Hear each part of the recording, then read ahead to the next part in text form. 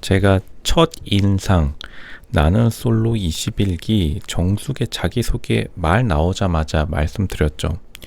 실제로 정숙이 남을 자신의 세상에 가두려고 하는 사람이라고.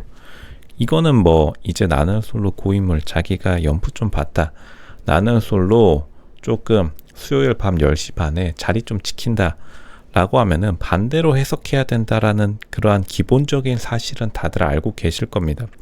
근데 정숙이 이때까지의 출연자들 중에서 자기소개가 가장 특이했는데 자기를 가두려고 하는 사람들을 허용하지 못한다 이런 말을 썼어요.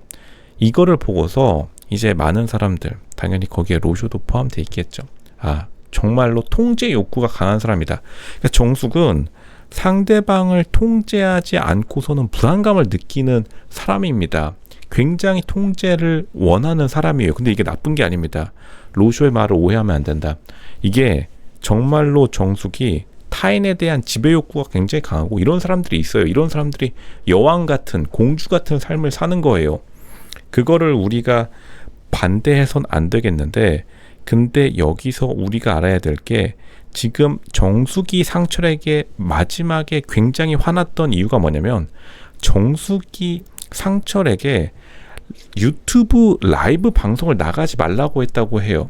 유튜브 라이브 방송을 나가지 말라고 했는데 상철이 나갔기 때문에 거기서 마지막 안전핀이 풀리면서 정숙이 저격총을 빵빵빵 쏘고 있는데, 결국에는 타인이 자신의 말을 듣지 않아서 통제력을 잃는 순간에 정숙이 정말로 화가 끝까지 난 겁니다. 그러니까 정숙은 자신만의 세계가 굉장히 확고한 사람이에요. 정숙의 유니버스는 러시아의 유니버스고 자기를 억압했던 한국과는 정반대의 혼란스럽고 자신의 자유를 극단까지 인정하는 그러한 자신만의 정숙만의 세계가 있는 건데, 이거를 비판할 수는 없겠지만 그 세계에 강제로 참여시킬 수도 없는 노릇이다. 그러니까 세상의 일이라는 게 그렇게 힘든 겁니다. 단순히 그런 것만으로 정숙이 자신의 미래를 설계해 나갈 수 없다는 것을 상철이 깨닫게 해주니까, 그러니까 상철은 매트릭스 영화에서 네오 같은 존재예요. 정숙의 세계관을 무너뜨리는 네메시스, 숙적입니다. 숙적. 그러니까 정숙은 상철을 보면서 좋아하는 이성적 감정도 들지만 그 내면의 두려움이 싹트고 만 거예요. 어떤 두려움? 나의 세계가 무너지는구나. 나의 세계를 무너뜨릴 사람이 나타났구나. 왕자님은 왕자님인데 저 왕자님 좀 무서운 왕자님이다. 그러니까 상철의 이러한 패기를 보고서 솔직히 정숙이 아직까지 상철을 조금 좋아하는 게 있어요. 왜냐하면 역설적으로 상철이 정숙의 말을 듣지 않기 때문에 자신의 세계에 가두어지지 않는 남자를 갈망하는 숲속에 잠자는 공주 심리학, 제가 얼마나 말씀드려야겠어요. 숲속에 잠자는 공주는 숲과 함께 잠들어 있는데 그것을 깨우러 온, 그러니까 지금 정숙의 세계가 깨어난 거예요. 정숙은 여태까지 잠들고 있었던 거죠. 인천대 나와가지고 지금 러시아 미사일 날아다니는 데서 정신없이 그냥 자다 일어난 겁니다. 모스크바에서 지금 눈 떠보니까 인천공항인데 거기서 상철이 현실의 절박함, 현실의 냉혹함을 일깨워 준 거죠. 그러니까 사실은 정숙은 자기 자신을 굉장히 잘 나가는 여자라고 끊임없이 포장해 오면서 자기 스스로를 세뇌시킨 사람이에요. 근데 어느 정도 성공한 것도 맞아요. 빠르게 부장 대우까지 올라갈 수 있었던 것도 어쨌든 정숙의 능력이라기보다는 물론 이제 리스크 감당 능력이라 하겠습니다. 왜냐하면 다들 모스크바에서 도망칠 때 정숙만 유일하게 자리를 지켰으니까 대부분의 경우 미사일 날아다니고 탱크 막 우르르 왔다 갔다 하면은 다 도망갑니다. 근데 정숙이 어떻게 보면 지금 모스크바에 있는 정숙의 각종 사회적 지위는 위험수당이에요. 전봇대 타고 올라가는 건 마찬가지입니다. 그러니까 정숙의 입장에서는 나의 세상이 얼마 남지 않을 수도 있었겠구나, 않겠구나라는 거를 직감적으로 깨닫고 이 국제적 긴장관계가 끝나버리면 정숙의 세계도 무너지는 겁니다. 그러니까 상철과 같은 좀 괜찮은 외모의 남자가 자기를 좀 이끌어주기를 원했는데 상철은 그러한 급의 남자는 아니었던 거죠. 상철이 엄청나게 높은 급의 남자도 아닐 뿐더러 그리고 상철은 그렇게 리드하는 성격도 아니고요. 설령 돈이 있었다 했더라도 상철은 실제로 정숙에게 그렇게 적극적이지 않았을 가능성이 높아요. 근데 정숙은 알면서도, 마음으로는 알면서도, 머리로는 알면서도 마음으로는 절대 받아들이지 못하는 겁니다.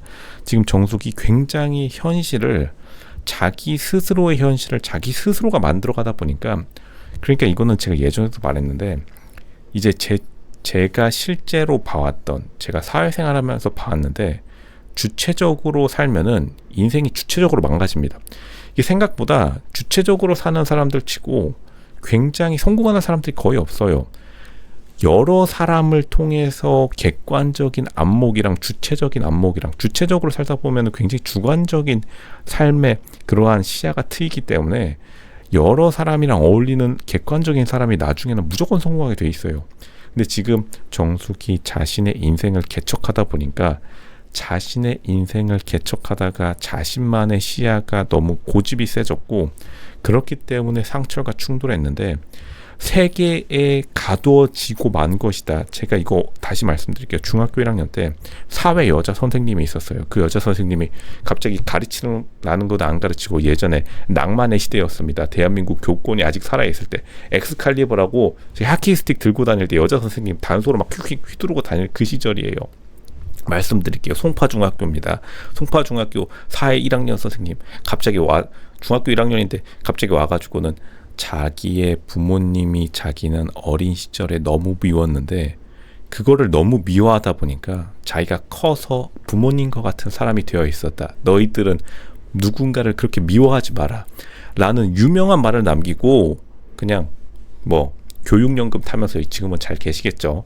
뭐 축하드리고. 그러니까 정숙은 한국의 이러한 억압적인 가부장제의 사회를 너무 미워하다 보니까 자기 스스로의 왕국을 세웠고, 이거 제가 겨울왕국 심리학 예전에 말씀드렸습니다.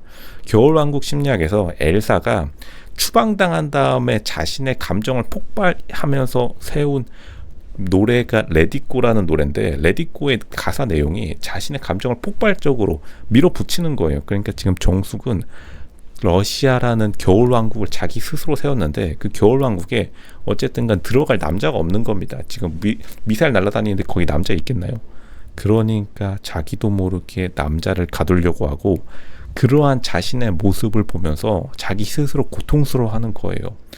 자기가 그토록 싫어했던 억압적인 삶을 자기가 남에게 수행하는 그러한 모습을 보면서 내면의 내적 갈등 지금 일어나고 있습니다. 수능 국어 이거 한 13번 문제로 나오면은 정숙 스토리 넣어도 돼요. 나는 솔로 이번 수능에 출제도 됩니다. 제가 그렇게 말씀드릴게요.